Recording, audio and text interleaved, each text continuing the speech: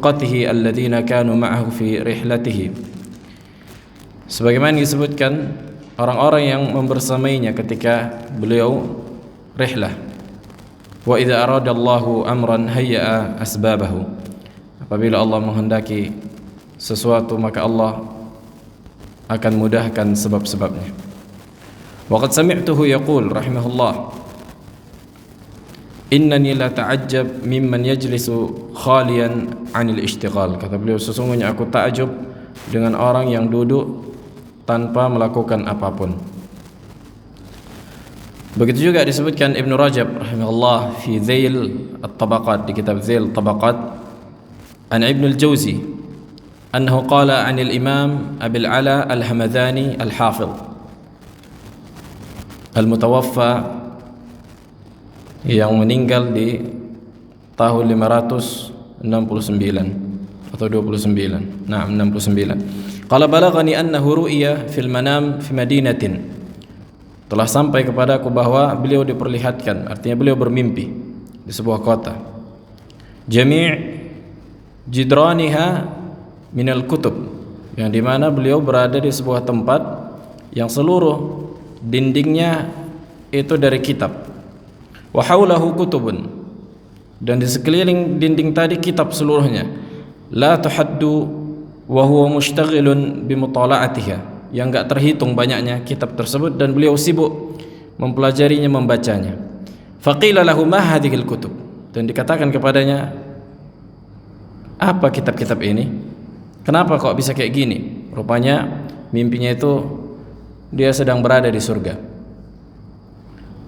Faqala sa'altu Allah an yushghilani bima kuntu ashtaghilu bihi fid dunya fa'atani. Katanya, aku meminta kepada Allah supaya menyibukkanku di surga nanti dengan apa yang Allah menyibukkanku ketika di dunia. Ini dia meminta kepada Allah supaya di surga pun dia menyibukkan dirinya untuk membaca dan menuntut ilmu. Nah,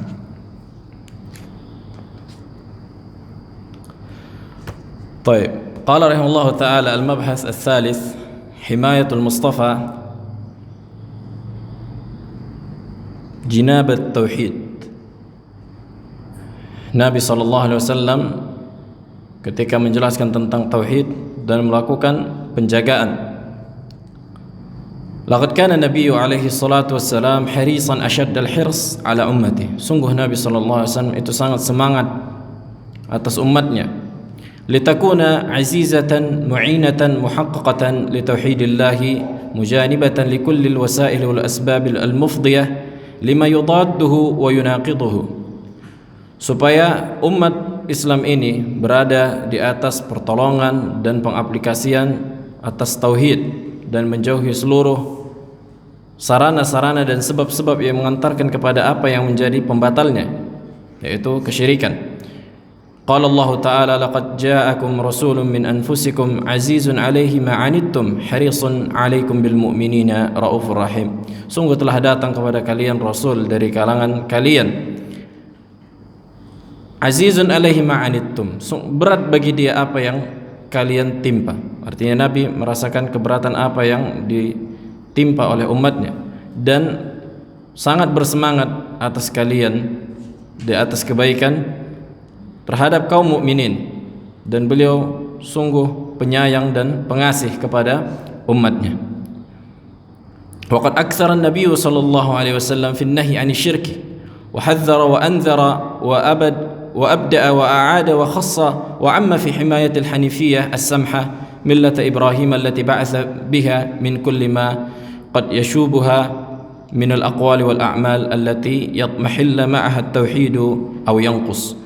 Sungguh Nabi alaihissalam senantiasa melarang dari kesyirikan dan mengingatkan manusia dan mengkhususkan dan mengumumkan penjagaan agama ini, millata Ibrahim, karena Nabi Ibrahim ayahnya para anbiya.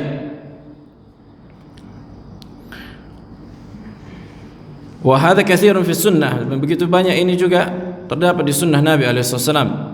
Fa aqama al-hujjah wa azala asy-syubhah wa qata'a al-ma'dzirah wa abana as-sabil. Dan beliau menegakkan hujjah dan menghilangkan syubhat, dan memotong segala sesuatu yang menghalangi dan menjelaskan jalan yang lurus. Nah, kemudian yang pertama, al-matlabul al-ula atau al-awwal, ar-ruqa. Ar-ruqa ta'rifuha jam'u ruqyatin. Ruqa itu bentuk jamak, bentuk plural, dan mufradnya ruqyah. Wa hiya al-qira'ah wan nafath taliban lisyifai wal afiyah. Makna ruqa itu kan di ruqyah diambil dari kata qira'ah, artinya yang dibacakan dan ditiupkan dalam rangka mengharap kesembuhan. Jadi sesuatu yang dibaca dan ditiupkan. Sawa'un kana minal Qur'anil Karim atau minal ad'iyatin nabawiyyah al-ma'thurah. Baik itu dalam Al-Qur'an atau doa-doa yang diajarkan Nabi alaihi wasallam. Jadi ini ada di dalam Islam. Jadi dibacakan ayat Al-Quran di air atau langsung, itu datang tuntunannya dari Nabi. Fahukmuha, hukumnya al-jawaz, yani mubah, boleh. Wa min al-adillati ala dhalik mayali, di antara dalilnya sebagai berikut. Fa'an Auf ibn Malik radhiyallahu ta'ala anhu, dari sahabat Auf bin Malik yang diriwayatkan oleh al-Imam Muslim, kunna narqi fil jahiliyah, kata para sahabat, ketika kita di zaman jahiliyah, kita itu apa? Meruqyah. Faqulna ya Rasulullah, kaifa tara fi dzalik? Kemudian kami bertanya kepada Nabi alaihi wasallam, bagaimana pendapatmu tentang apa yang kita lakukan dari membacakan tadi? Kata Nabi alaihi wasallam, i'ridu alayya ruqakum, perlihatkan kepadaku bagaimana kalian meruqyah. Kata Nabi, la ba'sa birruqa ma lam yakun fihi syirkun. Enggak apa-apa, yakni mubah kalian meruqyah, membacakan orang yang sakit, selama di dalam perbuatan tersebut tidak terkandung apa? Kesyirikan. Yang kedua, hadis Anas. Wa an Anas ibn Malik radhiyallahu ta'ala anhu qala رخص رسول الله عليه الصلاة والسلام في الرقية من العين والحمى والنملة. رواه مسلم. Kata Nabi alaihissalam, kata beliau, kata Anas, sungguh Nabi memberikan rukhsah. Tuh, menunjukkan rukhsah itu mubah. Rakhasa Rasulullah. Ini kalimat usuliyah, rakhasa. Itu di antara kalimat yang dimubahkan. Rasulullah membolehkan apa? Ruqyah. Ruqyah ini min, di situ min sababiyah. Min itu ada banyak dalam bahasa Arab. Ada sekitar 16 fungsi min, huruf min. Di sini sababiyah, ai bisababi al-ain. Al-ain itu penyakit, isabatul ain ghairahu bi'ainihi biqadarillah. Artinya dengan disebabkan hasadnya seseorang kepada orang lain, maka orang yang memiliki sesuatu yang istimewa tadi bisa sakit dia. Bisa disebabkan takjub atau disebabkan apa? Hasad. Kama qala alaihi salatu wasalam, al-ainu haq. Ain itu benar adanya, ada efeknya. Cuma kalau orang Indonesia karena nggak paham, nggak begitu peduli kan gitu. Tapi kalau di Arab itu mereka sangat overdosis malah. Makanya sampai di mobil-mobil dibuat Masya Allah, Tabarakallah. Sampai kalau ada sikit-sikit kena apa-apa, oh ini ain, kata mereka kayak gitu. Ini berlebihan. Dan ain itu disebabkan apa? Ya ini seperti sakit yang disebabkan manusia karena pandangan mata. Dan itu hak, dan itu ada. Dan ain itu enggak terjadi kecuali apa? Kecuali dengan takdir Allah.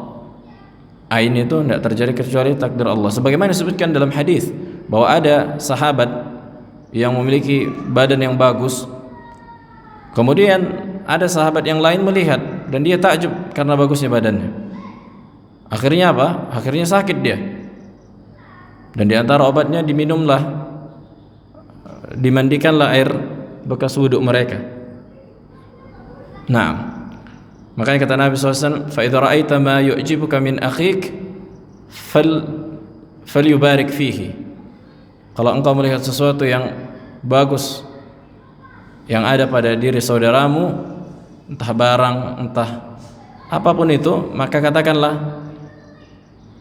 maka doakanlah kebaikan, keberkahan. Allahumma barik lak, barakallah laka.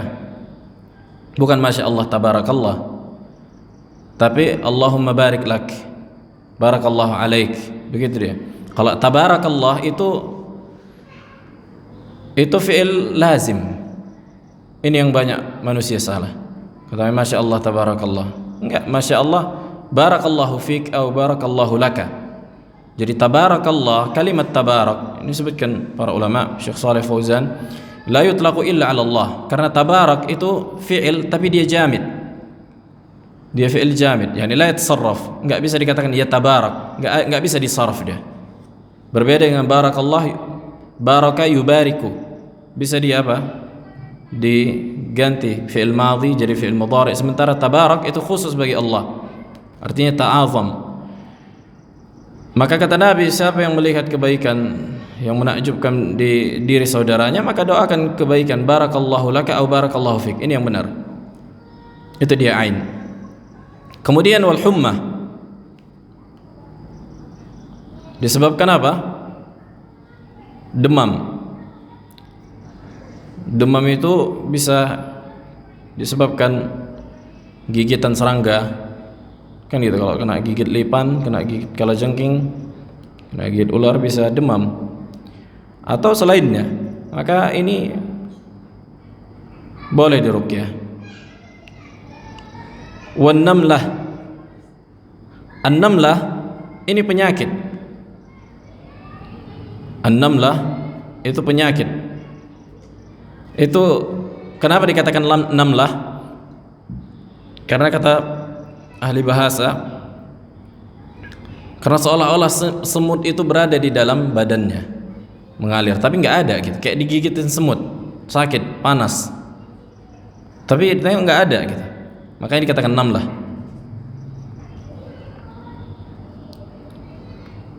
Qala an-namlatu bi fathin nun wa iskanil mim quruh takhruj minal janab atau minal janib.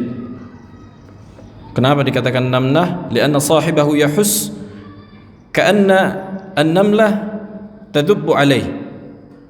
Seolah-olah semut itu berada masuk di dalam badannya. Enggak tahu kalau di bahasa Indonesia kenapa, penyakit apa? Ada kayak gitu. Jadi kalau badan macam mengalir di badannya itu, di antara pembuluh darahnya itu sakit, panas. Maka ini bisa diruqyah. Nah, kemudian khilaf para ulama, apakah begitu juga dengan sihir bisa diruqyah? Kemudian para ulama mengatakan, apakah dalil-dalil yang menyebutkan ini hanya membatasi, boleh enggak selain dari itu? Misalnya sakit kanker, sakit ini, sakit apa, apapun penyakit, apakah menjadi umum? Khilaf para ulama. Sebagian mengatakan penyakit apapun boleh diruqyah. Sebagian mengatakan cuma yang ada dalilnya saja yang sebabkan, kayak tadi al-hummah, ain, namlah, sihir, itu saja yang apa? Yang disyariatkan untuk diruqyah. Ada khilaf di situ.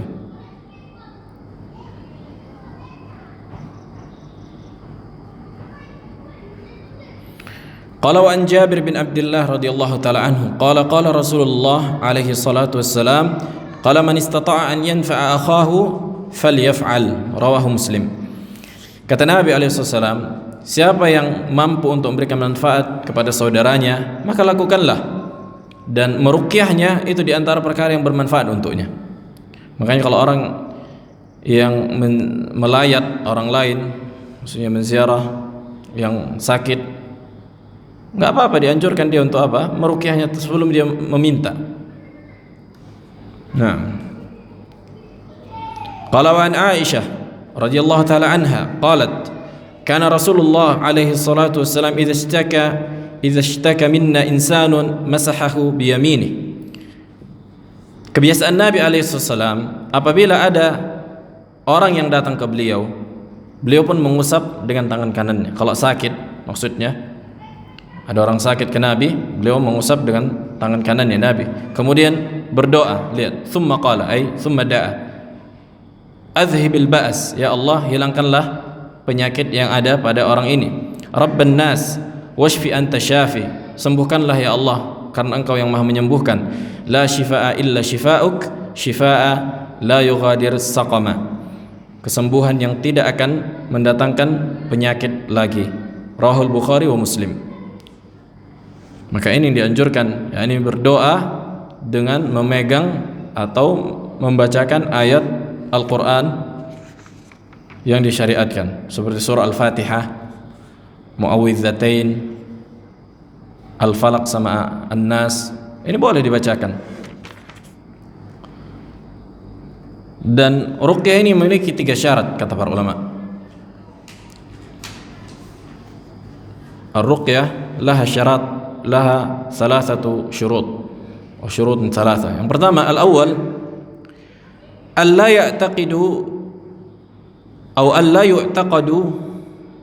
yu'taqada annaha tanfa'u li dzatiha dunallah. Enggak boleh seseorang meyakini bahwa meruqyah itu secara zat memberikan manfaat tanpa ada apa? Pertolongan Allah. Jadi jangan sampai orang yang membaca ini dia pula lah diyakini yang memberikan kesembuhan. Bukan Allah yang memberikan kesembuhan, tapi melalui sebab bacaan orang tadi. Qala fa in tuqida annaha tanfa' bidzatiha min dunillah fa huwa muharramun. Apabila diyakini bahwa ruqyah ini orangnya, bacaannya sendirilah yang memberikan manfaat tanpa pertolongan Allah, maka ini muharram. Bal huwa syirkun, bahkan itulah yang menjadi kesyirikan. Bal yu'taqadu annaha sababun la tanfa'u illa biiznillah. Akan tetapi diyakini ini hanya sebab yang tidak bisa memberikan manfaat kecuali dengan izin Allah. Makanya orang banyak salah kaprah tentang ruqyah-ruqyah ini. Maka ketika orang yang meruqyah tadi dialah dianggap yang memberikan manfaat, maka telah jatuh kepada kesyirikan. Makanya al-i'timadu ala al-asbab huwa syirkun billah. Bersandar, meyakini penuh terhadap sebab, itu kesyirikan. Yang kedua, as-tsani alla takuna bima yukhalifu asy-syara' kama idza kanat mutadamminatan du'a ghairillah. Yani yang kedua, jangan sampai ruqyah tadi menyelisihi syariat. Jangan sampai ada penyelisihan terhadap syariat, seperti ruqyah yang mengandung doa kepada selain Allah, seperti doa kepada selain Allah. Kan ini kesyirikan, menyelisihi syariat, maka enggak boleh. Au istighatsatun bil jin wa ma asbaha dzalik, atau meminta pertolongan dengan jin, maka ini enggak boleh. Pakai jin, kan gitu. Kan banyak sekarang kiai dukun sebenarnya, ustadz dukun, gayanya pakai jubah, pakai imamah, meruqyah, mengobati orang pintar, orang pandai segala macam. Tapi apa? Tapi dia bermuamalah dengan jin. Sebenarnya ada jinnya di situ, maka dia dukun. Maka ini hukumnya kesyirikan, kufur. Maka ini diharamkan. Yang ketiga, antakuna mafhumatan ma'lumatan, di mana qiraahnya tadi ketika dia membaca, ketika dia berdoa, yang dia baca dan yang dia doakan, doa yang dia bacakan tadi itu diketahui maknanya. Boleh pakai bahasa Indonesia? Boleh. Tapi dianjurkan dengan bahasa Arab.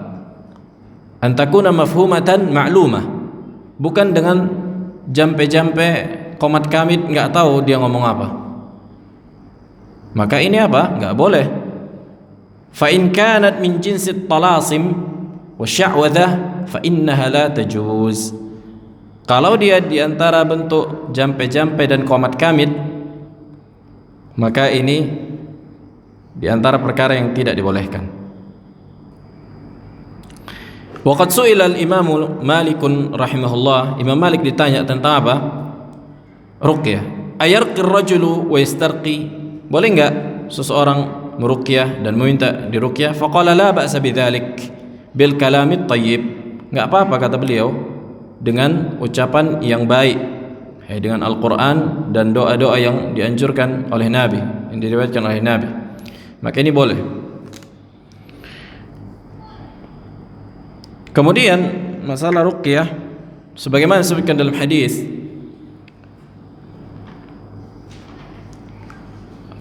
apa hukum meminta ruqyah, kan gitu. Jadi kita meruqyah ini sunnah, enggak ada masalah kalau kita yang meruqyah. Kemudian hukum meminta ruqyah.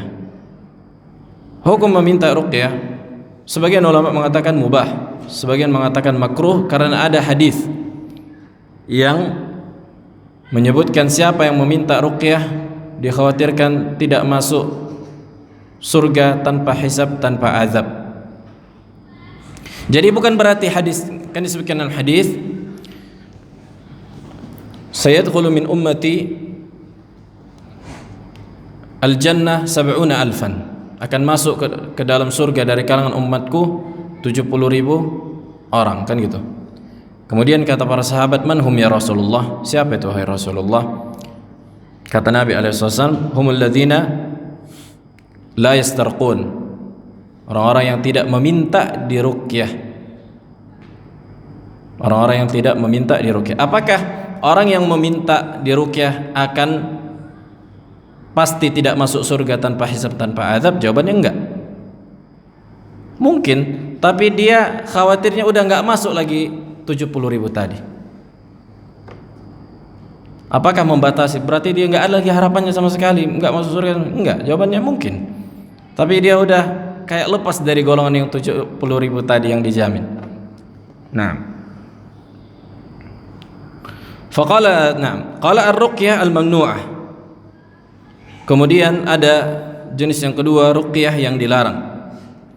Kullu ruqyatin lam tatawaffar fiha asy-syurut al-mutaqaddimah fa innaha muharramatun mamnu'ah. Maka semua ruqyah yang tidak terpenuhi 3 syarat tadi, maka itu ruqyah yang diharamkan dan dilarang oleh syariat. Apa tadi 3 syarat tadi? Yang pertama apa?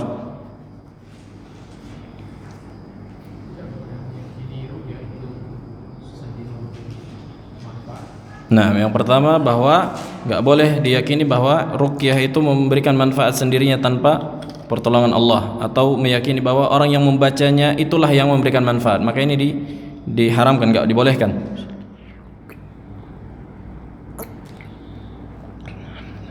Yang kedua,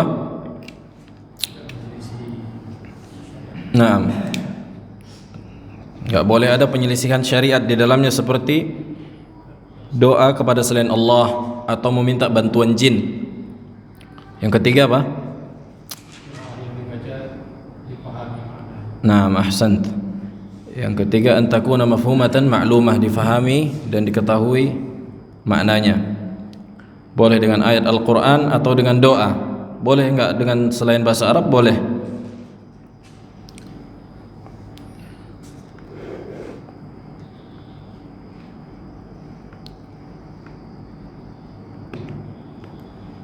Al-matlab ats-tsani at-tamaim. At-tamaim jama' dari tamimah. Apa itu tamimah?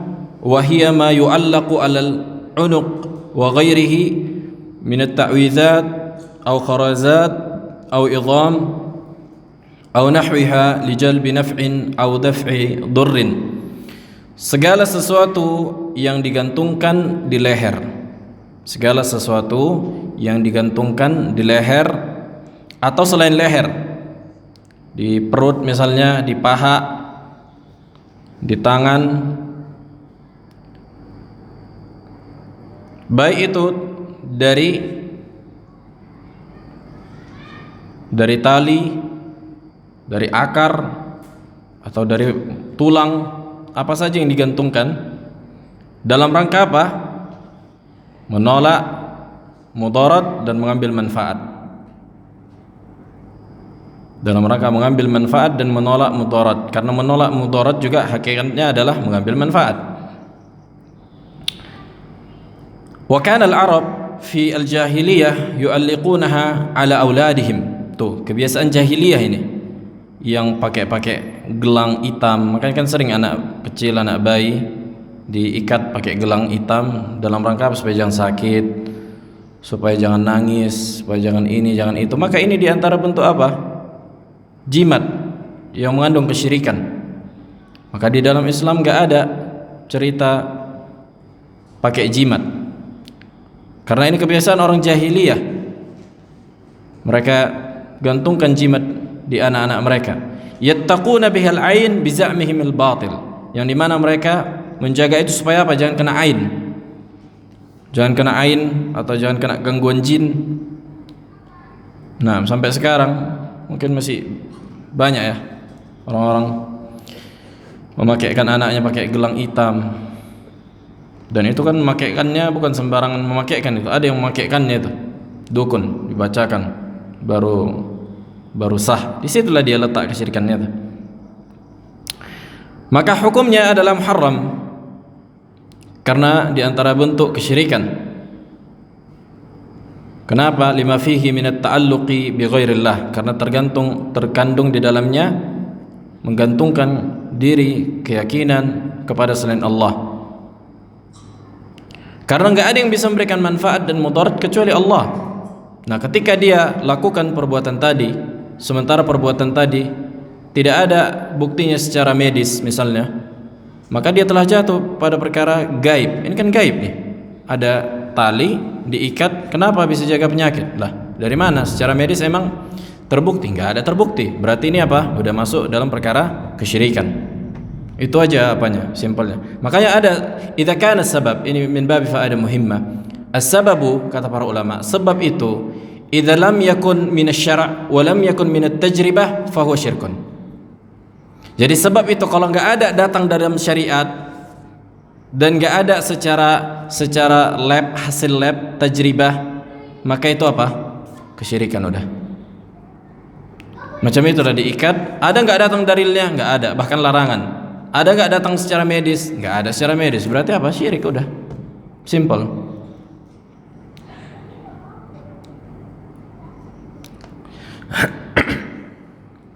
Kalau an Ibnu Mas'ud radhiyallahu taala an, berkata Ibnu Mas'ud, dari Ibnu Mas'ud sahabat, sami'tu Rasulullah alaihi salatu wassalam yaqul, kata Nabi alaihi salatu, mendengar Nabi alaihi salatu berkata, innar ruqa wat ta'am wat tamaim wattiwalah syirkun.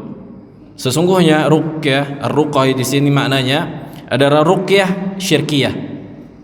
Ruqyah yang tidak dipenuhi syarat yang tiga tadi, kata para ulama. Sesungguhnya ruqyah yang maksud di sini adalah ruqyah yang dengan jampi-jampi yang tidak diketahui maknanya atau dengan kesyirikan atau dengan bantuan jin. Dan tamaim jamak dari tamimah, jimat-jimat, dan tiwalah itu diantara bentuk jimat juga, itu diantara bentuk kesyirikan, kata Nabi alaihi wasallam. Rawahu Abu Daud wal Hakim wa sahaha Al-Albani rahimahullah. Wa an Abdullah ibn Ukaim marfu'an, dari Abdullah bin Ukaim, qala man ta'allaqa syai'an wukila ilaih, siapa yang bergantung pada sesuatu selain Allah akan diserahkan urusannya kepada sesuatu selain Allah tadi. Diriwayatkan oleh Ahmad, At-Tirmidzi wal Hakim. Wa an Uqbah ibn Amir marfu'an, dari Uqbah bin Amir radhiyallahu taala an marfu'an, qala man ta'allaqa tamimatan fala atamallahu lah, katanya siapa yang bergantung, siapa yang pakai jimat, tidak akan pernah Allah selesaikan urusannya. Wa man ta'allaqa wad'atan fala wada'allahu lah, begitu juga siapa yang menggantungkan diri dengan jimat, enggak akan Allah sukseskan urusannya. Rawahu Ahmad wal Hakim.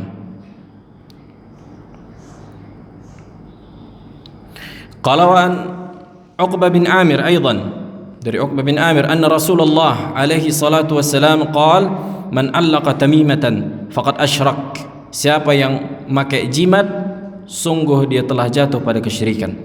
Rawahu Ahmad.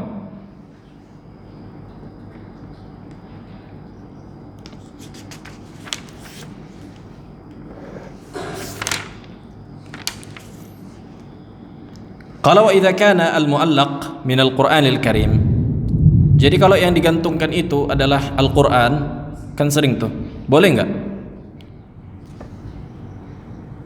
Jadi yang digantungkan Al-Quran, misalnya surah Al-Fatihah, kan sering tuh dijual mungkin satu, atau ayat kursi, ayat 1000 dinar, entah apa-apalah, ayat sebagian Quran diambil dimasukkan. Qala fa hadhihi al-mas'alah ikhtalafa fihi ahlul ilm. Maka dalam perkara ini terjadi perselisihan di antara ahli ilmu. Fa dhahaba ba'dhum ila jawazi dzalik, sebagian mengatakan boleh karena Quran, yang mengatakan Al-Quran itu syifa, kata mereka, menjadi pengobat, maka kata mereka enggak masalah. Wa minhum man mana'a dzalik wa hadha huwa sahih. Sebagian melarang dan ini yang benar. Kenapa? Sayati. Yang pertama, keumuman pelarangan memakai jimat. Wala mukhassis lil umum, yakni am. Jadi segala yang digantungkan enggak boleh. Apapun itu, termasuk Quran. Wadih. Yani umum, siapa man allaqa, siapa yang menggantungkan. Al-Quran pun digantungkan, enggak boleh juga. Kan kata Nabi, man allaqa am syai'an nakira fi siyaqi an-nahy yufidu al-umum. Syai'an nakira fi siyaqi an-nahy, dalam konteks pelarangan, memberikan faedah keumuman sebagaimana sebagian kaidah usul fikih. Maka enggak ada yang mengkhususkan, enggak ada dalil yang membolehkan dengan Quran. Hanya berdalil dengan umum juga. Nah, ketika ada khusus bertemu dengan umum, maka apa yang lebih didepankan? Ya umum, yang khusus. Al-makhsus muqaddam 'ala al-umum. Nah, yang kedua, saddan lidz-dzari'ah.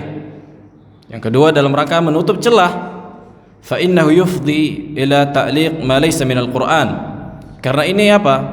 Kata para ulama, yakni membuka celah nanti orang besoknya bukan lagi Quran yang digantungkan.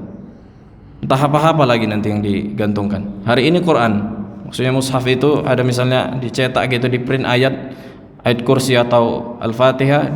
Besoknya bukan ini lagi, tapi entah apa lagi selain Quran. Maka jelas jatuh pada kesyirikan, karena itu jimat.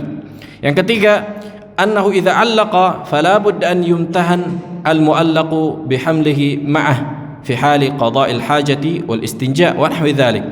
Yang ketiga, orang yang menggantungkan tadi kan gitu, misalnya diikat di badannya, maka otomatis akan apa? Akan menghinakan bacaan Quran tadi. Sekiranya yang digantungkan ayat Al-Quran akan dihinakan, karena dia otomatis akan ke WC, otomatis akan ke tempat-tempat yang di situ ada najis. Maka ini nggak boleh. Maka ini nggak boleh. Apalagi kalau anak kecil misalnya main di peceran, di tong sampah segala macam digantungkan, maka nggak boleh. Nah, yang keempat, annal istishfa bil Quran warada ala sifatin muayyanah. Adapun pengobatan dengan Al-Quran itu datang dari syariat dengan bentuk yang tertentu. Wahiyal qiraah, itu dengan cara dibaca. Alal marid, atas orang yang sakit. Fala tatajawaz, maka enggak boleh lebih dari situ. Fala tatajawaz, jangan dilewati. Udah dibacakan. Nah,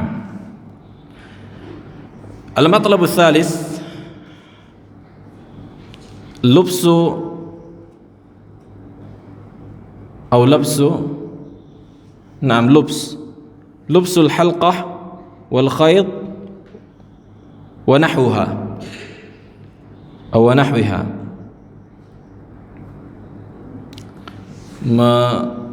mengenakan halqah, yakni mirip macam tadi. Halqah itu se'ati maknanya qit'atun mustadiratun min hadidin aw dhahabin aw fiddatin aw nuhasin aw nahw dzalik. yakni segala macam yang berbentuk bulat, lingkaran, baik terbuat dari besi, emas, perak atau tembaga yang semisal dengan itu.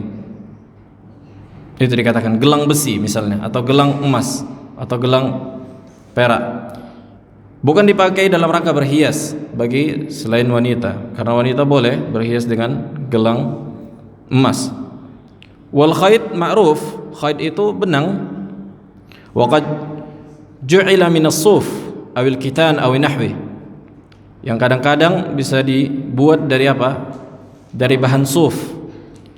Dari bahan, kalau suf dalam bahasa Arab dia biasanya dari bulu domba, dari kain, dari yang semisal dengan itu, yang dimana orang-orang Arab dahulu menggantungkan itu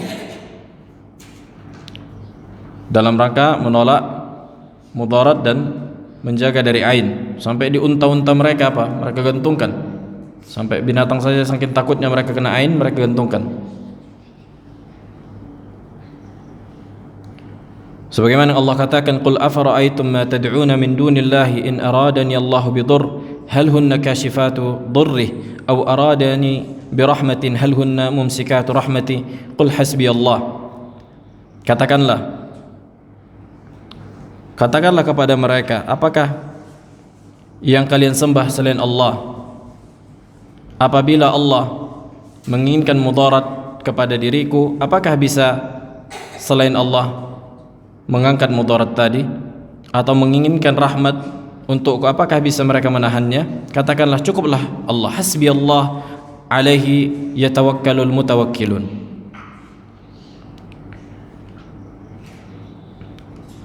Wa an Imran bin Husain radhiyallahu taala anhu, disebutkan dari Imran bin Husain, anna Nabi alaihi salatu wassalam ra'a rajulan fi yadihi halqatan min as-sufar faqala ma hadhihi. Dari bahwa Nabi SAW melihat seseorang yang di tangannya itu ada apa? Ada gelang.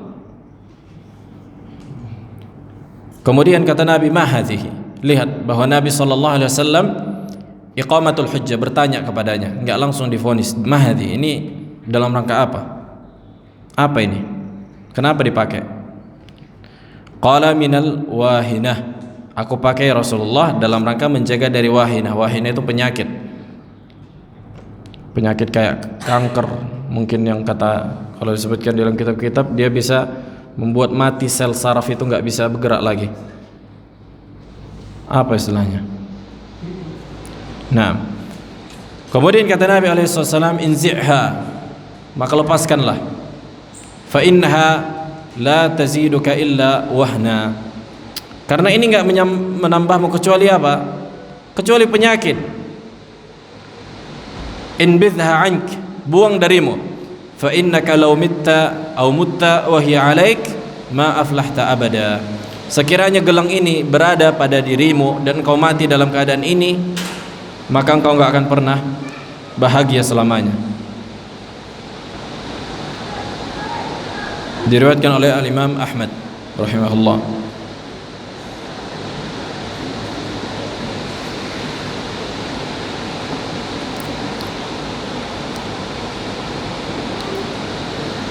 Wa hukum mengenakan halqah tadi, sesuatu gelang atau khayt atau apa namanya, tali, maka enggak diragukan lagi bahwa itu adalah muharram. Kata beliau, fa in i'taqada labisuha annaha mu'athiratun bi nafsiha dunallah fa huwa musyrikun syirkan akbar fi tauhid rububiyah. Siapa yang meyakini bahwa gelang tadi itu bisa memberikan efek kesembuhan secara zatnya, gelangnya inilah yang bisa memberikan kesembuhan, bisa menjaga penyakit, maka dia kafir murtad, keluar dari Islam, jatuh pada kesyirikan dalam perkara rububiyah. Li'annahu i'taqada wujuda khaliq mudabbir ma'allahi ta'ala amma yusyrikun. Ta'ala Allahu amma yusyrikun. Karena mereka meyakini ada yang memberikan manfaat dan mudarat selain Allah, bahwa gelang tadi apa? Bisa memberikan manfaat dan mudarat, atau meyakini bahwa gelang ini ada jinnya nih. Khodam, kan kayak gitu. Mencari khodam di hutan-hutan. Maka ini kesyirikan. Wa in i'taqada anna al-amra lillah wahdah wa annaha mujarrad sabab. Lihat, kalau dia meyakini bahwa yang menyembuhkan Allah, cuma ini sebabnya saja, walakinnahu laisa mu'athiran, akan tapi ini enggak berikan efek, cuma sebab saja Allah berikan kesembuhan dari sini, fa huwa musyrikun syirkan asghar. Kata beliau, ini jatuh pada kesyirikan kecil, li'annahu ja'ala ma laysa sababan sababa, karena dia menjadikan sebuah sebab bukan dari sebab syariat atau tajribah. Nah, kemudian matlab ar-rabi' at-tabarruk bil ashjari wal ahjar wa nahwiha, mengalap berkah dengan pepohonan, batu-batuan dan benda-benda mati yang lainnya. Adzan, fadhal. Qala at-tabarruku bil ashjari wal ahjar wa nahwiha, mengalap berkah dengan pepohonan, bebatuan dan yang lain semisalnya. An yakuna, at-tabarruk ini enggak lepas kecuali dua sisi. La yakhlu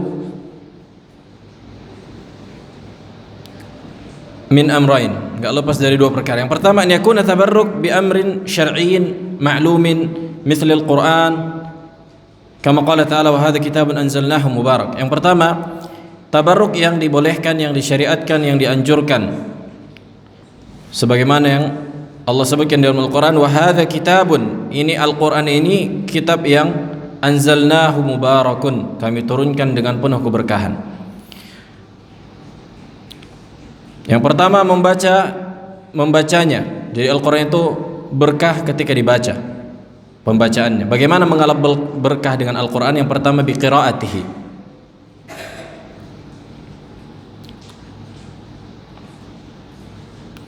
dan membacanya ini bukan hanya membaca, tapi memahami maknanya, mengetahui isinya.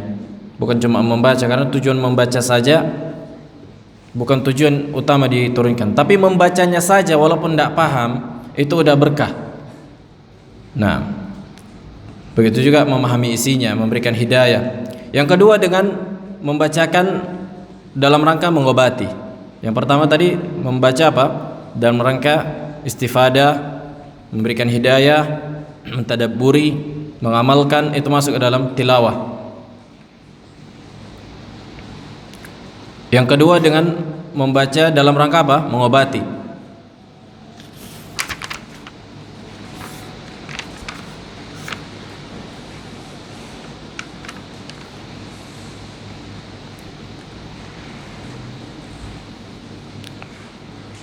Wal barakah, dan keberkahan itu maknanya ziyadatul khair wa sabatuhu, bertambahnya kebaikan dan konsistennya kebaikan tadi. Makanya harta yang berkah itu apa artinya? Ya, ini senantiasa bertambah, enggak hilang. Kan gitu. Kalau enggak berkah itu ada saja masalahnya.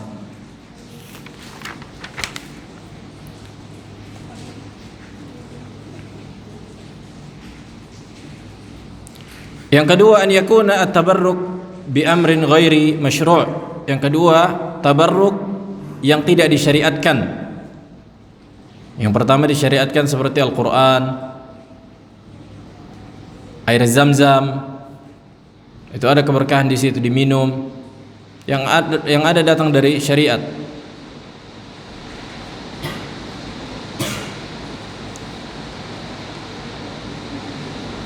Yang kedua, tabarruk mengalap kebaikan dari sesuatu yang tidak disyariatkan.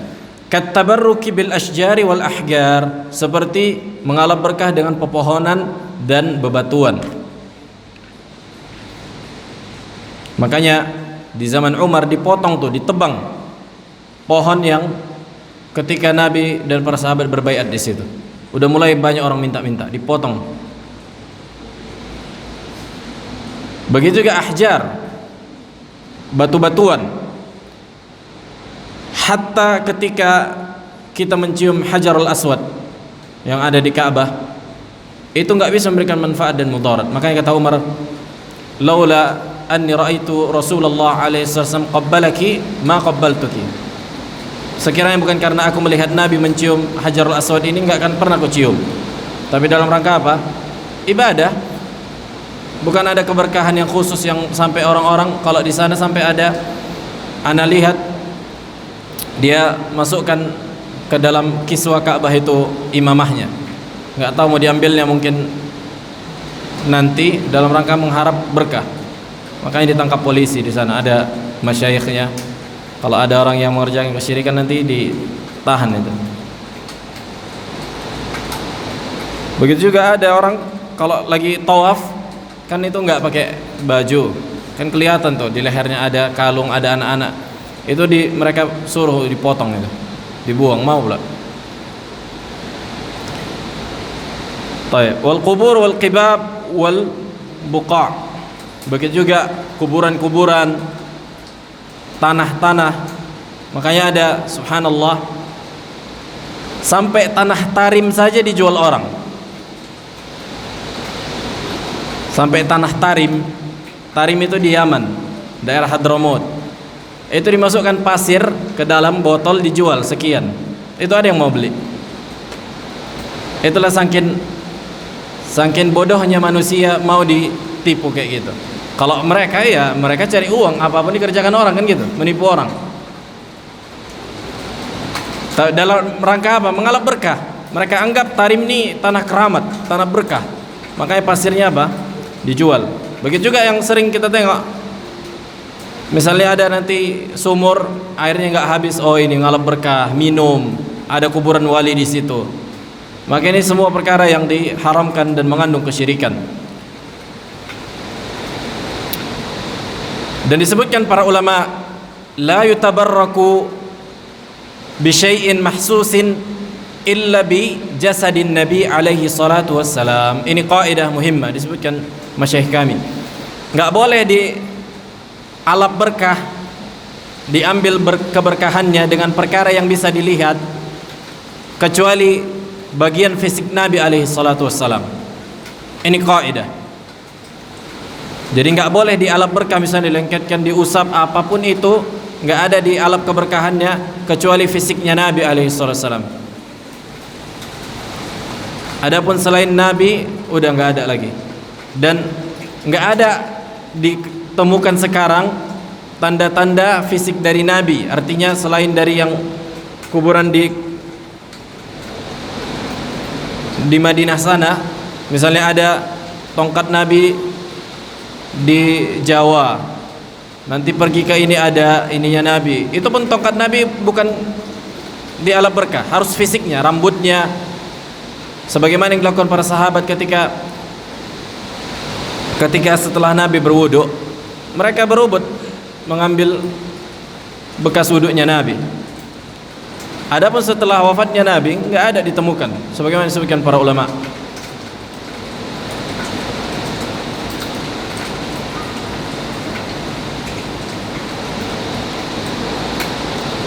Dan begitu juga perlu dipahami bahwa keberkahan Nabi itu Allah yang ciptakan, bukan Nabi sendiri yang bikin keberkahannya, enggak.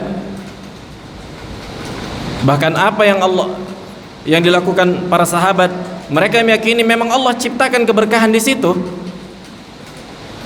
bukan karena nabinya sendiri fisiknya memberikan kekuatan tersendiri, tapi ini khusus bagi Nabi alaihissalam. Adapun selain Nabi maka nggak ada yang boleh dialap keberkahannya. Dan ini bantahan kepada orang-orang sufi yang memanfaatkan nanti jual sorban sekian puluh juta karena ini udah dipakai ini, nanti jual batu, jual ini. Kalau dulu ada anak yang dapat batu kan gitu, bisa mengobati karena hujan. Nah,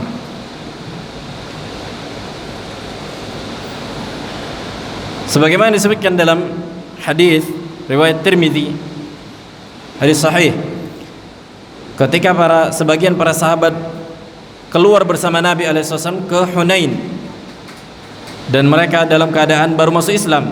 Hadis Abi Waqid Al-Laythi, walil musyrikina sidratun, dan orang-orang musyrikin itu punya apa? Sidrah, yakni pohon yang khusus mereka, ya'kufuna indaha wa yunutuna wa yanutuna bihi aslihatahum. Mereka gantungkan di situ, mereka berdiam diri supaya ngalap berkah pedang mereka kuat-kuat, nanti perang bisa lebih kuat, lebih oke. Yuqalu laha dzatu anwaq, dikatakan dzatu anwaq. Famararna bisidratin, kemudian kita pun melewati apa? Pohon. Faqulna ya Rasulullah ij'al lana dzata anwaq kama lahum dzatu anwaq.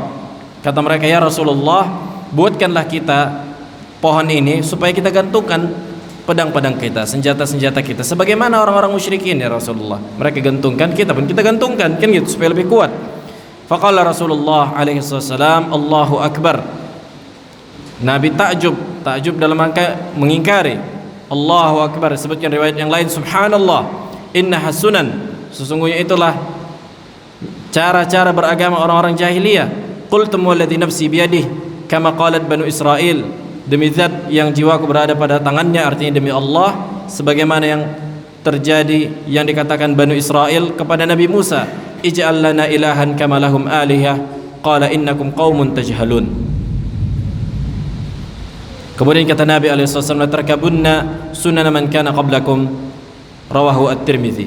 Sesungguhnya kalian akan mengikuti cara-cara beragama orang-orang jahiliyah sebelum kalian. Nah, fi soal.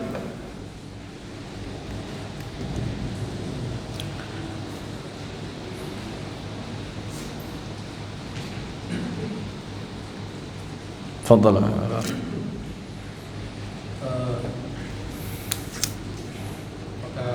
tadi Ustaz, kalau dengan kuburan itu juga yang dilarang adalah kuburan atau makam Rasulullah. Saya tidak boleh menambah. Enggak boleh. Hatta kuburan Nabi alaihissalam enggak boleh tabarruk di situ. Nah, makanya ada kemarin ada kawan kita yang di sana, dia videokan ada orang berdoa ke makam Nabi. Nah, makanya di antara bentuk yang diharamkan berdoa ke arah kiblat, karena makam Nabi itu sebelah kanan kan gitu, kiblat sana. Jadi enggak bisa sebenarnya, enggak boleh berdoa menghadap kuburan Nabi. Bahkan sebagian lagi ada yang mereka zikir-zikir menghadap kuburan Nabi di situ. Itu diusir itu di sana. Makanya selalu ada tentaranya di sana, askari. Dilarang. Nah, Begini Ustaz. Nah, beberapa kali mendengar ada imam ketika berdoa dia katakan dalam doanya itu cita-cita untuk datang ke kubur Nabi. Ya Allah, sampaikanlah kami ke makam Nabi, sampaikanlah kami ke kubur Nabi, bukan ke Madinah, ke Masjid Nabawi. Jadi khasnya, targetnya, tujuannya adalah makam Nabi. Itu bagaimana? Naam, sebutkan dalam hadis qala alaihi wasallam la tushaddu rihal illa ila thalathati masajid. Dan janganlah kalian syiddatur rihal, pengen safar yang panjang, maksudnya sampai rihal, kecuali ketiga masjid ini. Masjid Al-Haram, kan itu, Masjid Haram Al-Makki, wa masjid hadha, Masjid Nabawi, wa Masjid Al-Aqsa. Ini yang disyariatkan. Adapun selain itu, maka tidak boleh ke kuburan manapun, itu diharamkan. Hatta ke kuburan Nabi disengajakan rihlah, mau ngapain? Mau ziarah ke kuburan Nabi, bukan niatnya Masjid Nabawinya, tapi apa? Kuburan Nabinya. Maka ini di antara perkara yang diharamkan. Jadi niat umrah itu bukan untuk kuburan Nabi, tapi untuk ziarah ke Masjidin Nabawi. Cuma pas lagi di situ, ya nggak apa-apa ziarah. Bukan ziarahnya itu yang dikhususkan. Nah, karena tujuan dari mengingat dari ziarah kubur itu kan mengingat kematian. Makanya disebutkan juga para ulama, nggak ada pengkhususan kuburan harus datangi, tengok itu, pegang nisannya ini segala macam sebagaimana yang dilakukan banyak orang-orang. Maka ini nggak ada contohnya dari Nabi alaihissalam, nggak ada tuntunannya. Makanya dahulu ziaratul kubur itu kan dilarang. Kuntu nahitukum ani ziyaratil kubur, kata Nabi. Aku sebelumnya melarang kalian dari ziarah kubur. Kenapa? Karena ziarah kubur ini ketika akidah kalian belum kuat, tauhid kalian belum kuat, besoknya kalian minta-minta ke situ. Kalian kerjakan syirik-syirik itu.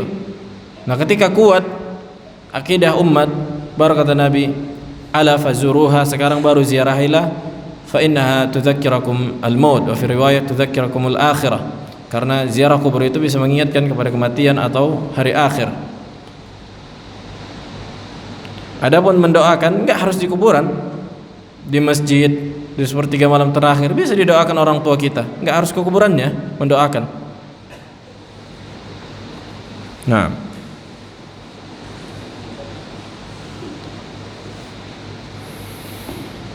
ada pertanyaan lagi? Fadhal Abu Rashid. Mencari berkah kepada makam-makam wali, apakah itu termasuk dosa? Dan pelakunya bagaimana? Apakah kalian neraka? Al-tabarruk, kalau memang tadi sampai pada tingkat kesyirikan dan sebagai tafsil tadi kan gitu, siapa yang mengalap berkah pada makam-makam wali maka jatuh kepada kesyirikan, waliyadzubillah. Nah, apakah pelakunya ini hukum tanzil? Ada hukum khusus dia. Kita berbicara dengan kaidah umum. Siapa yang melakukan begini syirik, kekal mati masuk neraka. Adapun menghukumi setiap person, maka perlu dilihat kasusnya, orangnya. Apakah sudah tegak hujjah kepadanya? Apakah dia orang yang apabila dinasihati dia berpaling, i'rad?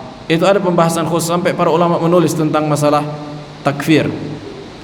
Nah, tapi kalau memang hujjah itu sampai kepada dia dan dia ngeyel dan dia terus menerus dengan keyakinan itu dan dia mati dalam keadaan demikian belum bertaubat, maka na'am kekal di neraka, waliyadzubillah, jatuh kepada kesyirikan. Nah, fadhal.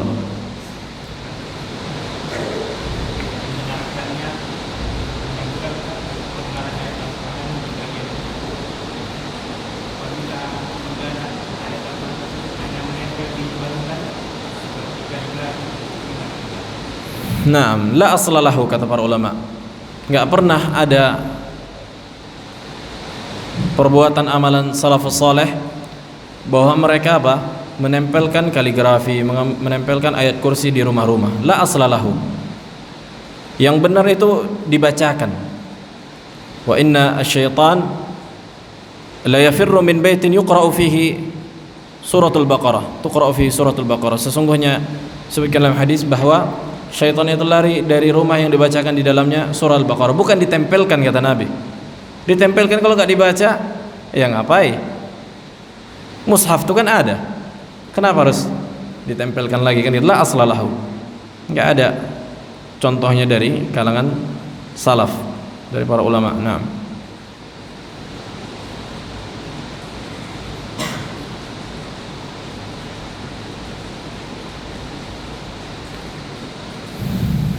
fadhal, ada lagi, satu lagi. Hujan juga nih sampai selesai. Jadi kalau Allah memudahkan kita datang ke kita baru, Nah, kita berkali-kali bicara ke orang Nabi atau ada sebenarnya ada syariat.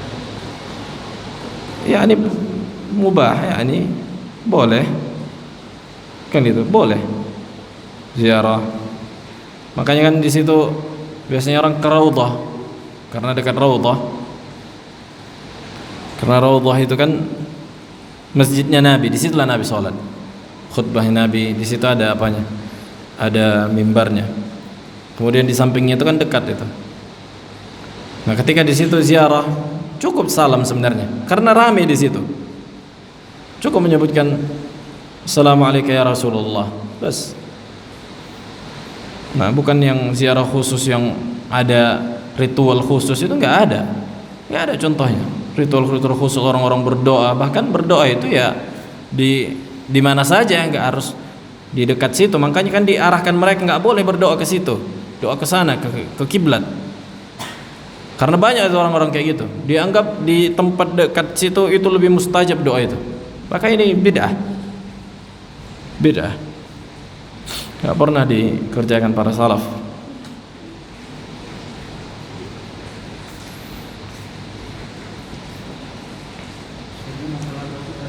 Nah, seandainya orang tuanya itu melakukan tabarruk kuburan meninggal dan anaknya tahu itu perbuatan salah orang tuanya, tapi dia menjawabkan orang tua, apakah bisa orang tua dia selesai? itu kembali ke masalah apakah sudah sampai hujjah kepadanya. Hal qamat alaihil hujjah. Makanya itulah yang sekarang banyak perselisihan sampai membangun wala dan bara masalah takfir. Sebagian mengatakan hujjah itu sudah tegak dengan diturunkannya Al-Quran dan diutusnya para Rasul. Udah tegak hujjah. Sebenarnya enggak tegak hujjah setiap pihak, akan tapi hujjah itu tegak secara umum. Tapi apakah sudah sampai kepada pihak setiap orang, setiap person? Belum tentu sampai kepadanya. Makanya itulah tugas manusia, tugas para dai menyampaikan tadi, dakwah tadi supaya sampai kepada manusia. Makanya disebutkan juga bahwa siapa yang telah sampai kepadanya masalah ini, tegak hujjah, hilang syubhat darinya, kemudian dia masih melakukan itu, maka dia jatuh pada kesyirikan dan kekufuran, waliyadzubillah. Adapun kalau orang-orang tua zaman dulu, kalau memang kita yakin mungkin gak ada dakwah, gak ada internet, gak ada yang ini, gak ada yang menyampaikan, semoga Allah ampuni. Semoga Allah ampuni.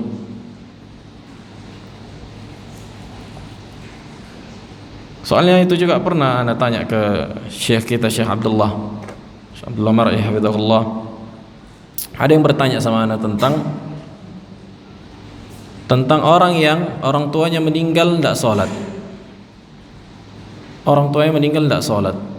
Anda tanya kenapa tidak sholat? Karena si mamanya ini ikut ajaran ayahnya. Apa ajaran ayahnya? Ajaran tarekat yang sampai tingkat ma'rifat. Udah lepas syariat. Kan itu Anda bilang hukum sholat itu ada rinciannya. Meninggalkan sholat, siapa yang meninggalkan secara bil kulliyah maka kafir. Siapa yang meninggalkan tahawunan karena malas-malasan 1, 2, itu masih belum dikafirkan sebagian para ulama. Ada bilang kayak gitu. Tapi kalau dia udah meyakini udah keluar dari syariat, maka kafir. Ini pembatal keislaman, man kharaja an syariati Muhammad. Ini di antara pembatal keislaman Anda sampaikan. Kemudian Anda tanyakan ke Syekh Abdullah, kata beliau, ini gimana Syekh? Boleh enggak dia mendoakan ampunan? Di tempat kalian tersebar kebodohan, kejahilan, orang banyak. Ini kata beliau. Makanya sampai Anda tanya lagi, Anda kejar lagi. Ini Syekh kayak sampai gini. Iya, katanya tersebar kebodohan, banyak orang enggak bisa baca Quran, banyak orang enggak bisa bahasa Arab. Semoga Allah ampuni, kata beliau. Tapi kalau memang sudah kita yakini hujjah itu sudah tegak padanya dan dia ngeyel, dia membangkang dan dia terus berada di atas keyakinan itu dan dia mati dalam keadaan demikian, maka hukumnya hukum kufar, waliyadzubillah. Nah,